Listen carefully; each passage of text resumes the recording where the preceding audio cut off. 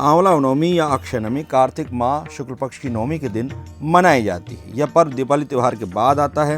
वर्ष 2021 में 12 नवंबर को मनाई जाएगी। इस दिन के साथ भारत के दक्षिण एवं पूर्व में जगतधात्री पूजा का महापर्व शुरू हो जाता है। यह पर्व भी बड़े आनंद के साथ मनाया जाता है। आंवला नवमी की तिथि 12 नवंबर 2021 को है। पूजा का मुहूर्त जो है 6:45 से 11:54 तक है, यानी कुल समय आपके पास 5 घंटे 8 मिनट हैं। कहते हैं आंवला अथवा अक्षय नवमी इस दिन भगवान कृष्ण वृंदावन गोकुल की गलियां छोड़ मथुरा गए थे। इस दिन उन्होंने अपनी बाल लीलाओं को त्याग कर अपने कर्तव्य के पथ पर कदम रखा था। यह पूजा खासतौर पर उत्तर भारत में की जाती है। इस दिन वृंदावन की परिक्रमा भी शुरू की जाती है। महिलाएं आंवला नवमी की पूजा पूरे विधि विधान से करती हैं। यह पूजा संतान प्राप्ति एवं पारिवारिक सुख सुविधाओं के उद्देश्य से की जाती है।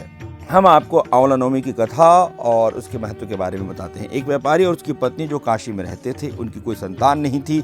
इसी कारण व्यापारी की पत्नी हमेशा दुखी रहती थी और उसका स्वभाव भी चिड़चिड़ा हो गया था।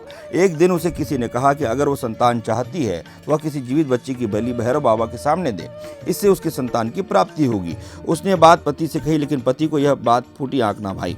पर व्यापारी की पत्नी को संतान प्राप्ति की चाह ने इस तरह बांध दिया कि उसने अच्छे बुरे की समझ को त्याग दिया।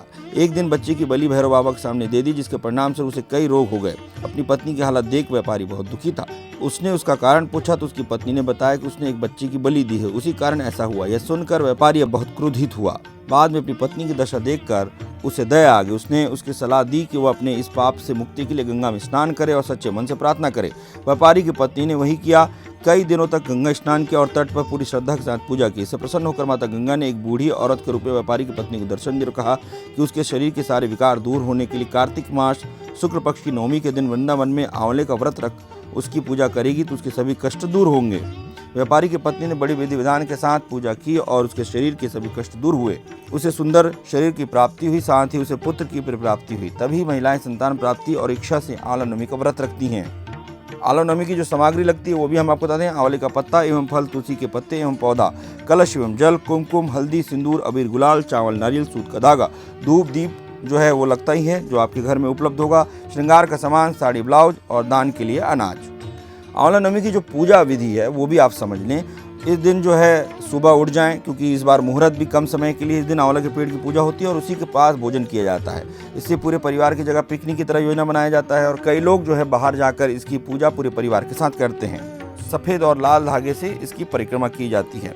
आप सुखी रहें, निरोगी रहें, यही हमारी कामना है। अगर आपको हमारा वीडियो अच्छा लगा, फेसबुक पेज पर लाइक करें और यूट्यूब पर सब्सक्राइब करें।